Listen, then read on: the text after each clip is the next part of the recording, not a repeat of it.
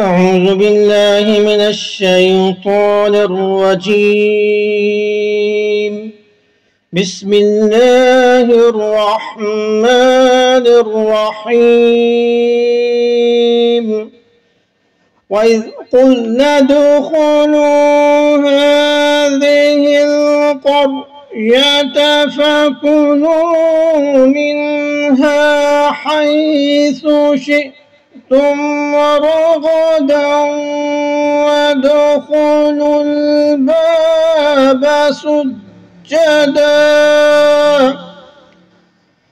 سجدا وقولوا حطة نغفر لكم خطاياكم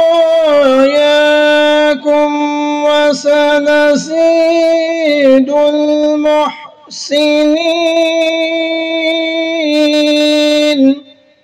اور اس وقت کو یاد کرو جب ہم نے کہا کہ اس بستی میں داخل ہو جاؤ اور اس میں سے جہاں سے بھی تم چاہو کھاؤ، اور بستی کے دروازے سے جب داخل ہو تو عاجزی سے سر جھکا کر داخل ہو اور کہو یا اللہ ہم بخشش کے طلبگار ہیں، تو ہم تمہاری خطاؤں کو معاف کر دیں گے اور ہم نیکی کرنے والوں کو اور زیادہ دیتے ہیں۔ تو یہ اصل میں قصہ جو ہے یہ بھی وادی تیہ کا ہے، جس نے گزشتہ درس میں یہ بات گزری تھی کہ وادی تیہ یا صحرائے سینا یہ وہ میدان تھا جس کے مشرق میں فلسطین، مغرب میں نہر سویز، شمال میں بحیرہ روم اور جنوب میں بحر احمر یعنی ریڈ سی ہے۔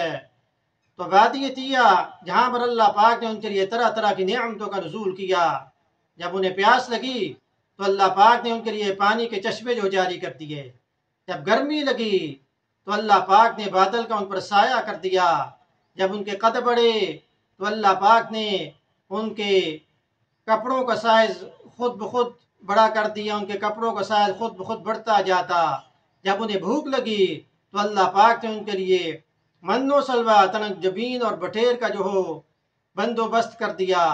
تو یہ اللہ پاک نے ان پر طرح طرح کی نعمتیں کی تھیں۔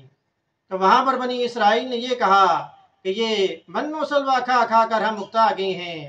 یہ وہ وادی تھی، وہ میدان تھا جہاں پر وہ 40 سال بھٹکتے رہے۔ تو انہوں نے کہا کہ ہم من و سلوہ کھا کھا کر اکتا گئے ہیں، تو پھر اللہ پاک نے فرمایا کہ اس بستی میں داخل ہو۔ تو اس بستی سے کون سی بستی مراد ہے؟ بعضوں نے کہا کہ یہ شام ہے، بعضوں نے کہا کہ یہ بیت المقدس۔